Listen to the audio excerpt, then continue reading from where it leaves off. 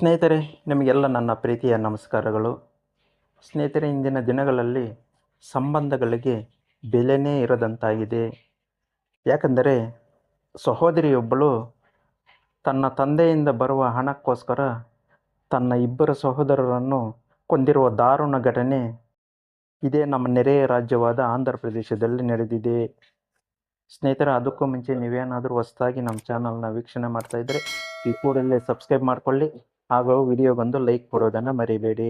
ಸ್ನೇಹಿತರೆ, ಈ ಘಟನೆಗೆ ಸಂಬಂಧಿಸಿದಂತೆ ಮಾಹಿತಿಯನ್ನು ನೋಡೋಣ.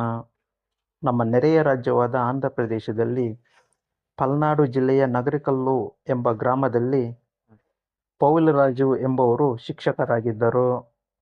ಇವರಿಗೆ 3 ಜನ ಮಕ್ಕಳಿದ್ದರು. ಹಿರಿಯ ಮಗನ ಹೆಸರು ಗೋಪಿಕೃಷ್ಣ. ಇವರು ಕಾನ್ಸ್ಟೇಬಲ್ ಕೆಲಸ ಮಾಡುತ್ತಿದ್ದರು. ಹಾಗೆ ಎರಡನೆಯವರು ಮಗಳು ಕೃಷ್ಣವೇಣಿ.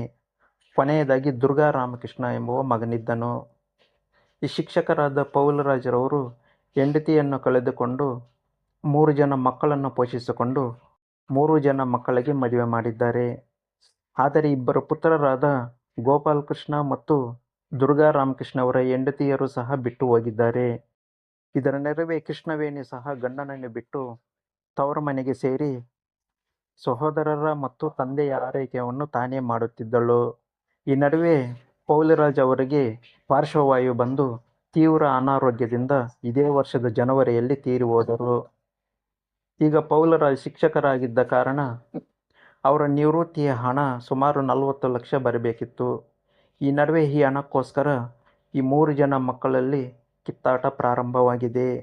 ಕೃಷ್ಣವೇಣಿ, ನಾನು ತಂದೆಯನ್ನು ನೋಡಿಕೊಂಡಿದ್ದೇನೆ, ಹಾಗಾಗಿ ಅವರ ತಂದೆಯ ಪಿಂಚಣಿಗೆ ನಾನೇ ಅರ್ಹಳು ಎಂದು ಹೇಳಿಕೊಂಡರೆ, ಆಕೆಯ ಸಹೋದರರು ತಂದೆಯ ಆಸ್ತಿಗೆ ನಾವೇ ಅರ್ಹರು ಎಂದು ಹೇಳಿಕೊಂಡಿದ್ದರು. ಈ ನಡುವೆ ಕೃಷ್ಣವೇಣಿ ಅದೇ ಗ್ರಾಮದ ವ್ಯಕ್ತಿಯೊಂದಿಗೆ ಅಕ್ರಮ ಸಂಬಂಧ ಹೊಂದಿದ್ದಳೆಂಬುದು ಗುಸುಗುಸು ಮಾತಾಗಿದೆ. ಆತನ ನೆರವಿನಿಂದಲೇ ತನ್ನ ಸಹೋದರರನ್ನು ಹತ್ಯೆ ಮಾಡಿರಬಹುದೆಂದು ಪೊಲೀಸರು ಶಂಕಿಸಿದ್ದಾರೆ. ಈ ಘಟನೆ ಬೆಳಕಿಗೆ ಹೇಗೆ ಬಂತೆಂದರೆ, ಬೊಳ್ಳುಪಳ್ಳಿ ಮಂಡಲದ ಬಂಡ್ಲಪೋಟು ಠಾಣೆಯಲ್ಲಿ ಪೊಲೀಸ್ ಕಾನ್ಸ್ಟೇಬಲ್ ಆಗಿ ಕೆಲಸ ನಿರ್ವಹಿಸುತ್ತಿರುವ ಪೌಲರಾಜು ಅವರ ಹಿರಿಯ ಪುತ್ರ ಗೋಪಿಕೃಷ್ಣ ಕೆಲಸಕ್ಕೆ ಹಾಜರಾಗದೇ ಇದ್ದರು. ಈ ಬಗ್ಗೆ ಪೊಲೀಸರು ಮೆಮೊ ಕೂಡ ಕಳಿಸಿದ್ದರು. ಆದರೆ ಆ ಕಡೆಯಿಂದ ಯಾವುದೇ ಉತ್ತರ ಸಿಗದಿದ್ದಾಗ ತಾವೇ ಪೊಲೀಸರು ಪೌಲರಾಜ್ ಅವರ ಮನೆಗೆ ಬಂದು ಕೃಷ್ಣವೇಣಿಯನ್ನು ವಿಚಾರಿಸಿದ್ದಾರೆ. ಆದರೆ ಕೃಷ್ಣವೇಣಿ ನೀಡಿದ ಉತ್ತರ ಪೊಲೀಸರಿಗೆ ಸಂಶಯ ಮೂಡಿಸಿತ್ತು.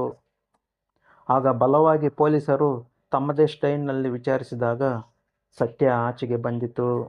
ಆಗ ಕೃಷ್ಣವೇಣಿ ಹೇಳಿರುವ ಪ್ರಕಾರ ತನ್ನ ಅಣ್ಣನಾದ ಗೋಪಿಕೃಷ್ಣನನ್ನು ತನ್ನ ಕಟ್ಟಿಗೆ ಹಾಕುವ ಓಣಿಯಿಂದ ಕತ್ತು ಹಿಸುಕಿ ಶವವನ್ನು ವಿಲೇವಾರಿ ಮಾಡಿದ್ದಾಗಿ ಹೇಳಿದ್ದಾರೆ. ಆದರೆ ಇದಕ್ಕೂ ಮುಂಚೆಯೇ ತನ್ನ ತಮ್ಮನಾದ ದುರ್ಗಾ ರಾಮಕೃಷ್ಣನನ್ನು ಕಳೆದ ತಿಂಗಳು ನವೆಂಬರ್ 26ರಂದು ನಗರಕಲ್ಲು ಬಳಿ ಇರುವ ಒಂದು ಕಾಲುವೆಗೆ ನೂಕಿ ಸಾಯಿಸಿದ್ದಾಗಿ ಹೇಳಿದ್ದಾಳೆ. ಆದರೆ ಇದುವರೆಗೂ ಆ ಸಹೋದರರಿಬ್ಬರ ಶವಗಳು ಪತ್ತೆಯಾಗಿಲ್ಲ. ಈ ನಡುವೆ ಪೊಲೀಸರು ಕೃಷ್ಣವೇಣಿಯನ್ನು ಬಂಧಿಸಿ ತೀವ್ರ ವಿಚಾರಣೆ ನಡೆಸುತ್ತಿದ್ದಾರೆ.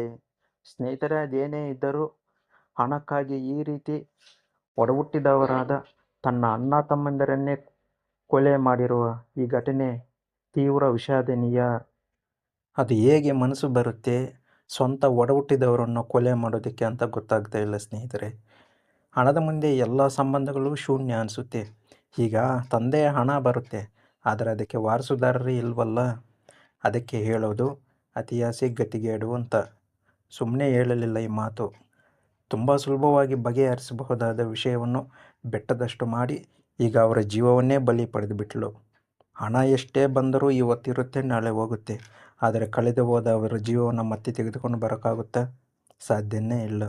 ಅದಕ್ಕೆ ಒಂದು ಕಾರ್ಯ ಮಾಡಬೇಕಂದ್ರೆ ಹಿಂದೆ ಮುಂದೆ 100 ಬಾರಿ ಯೋಚನೆ ಮಾಡಿದರೆ ಮಾತ್ರ ಇಂಥ ಒಂದು ಘಟನೆಗಳು ನಡೆಯೋದಕ್ಕೆ ಸಾಧ್ಯವಿಲ್ಲ ಎಂದು ಹೇಳುತ್ತಾ ಈ ವಿಡಿಯೋವನ್ನು ಮುಗಿಸ್ತಾ ಇದ್ದೀನಿ ಸ್ನೇಹಿತರೆ.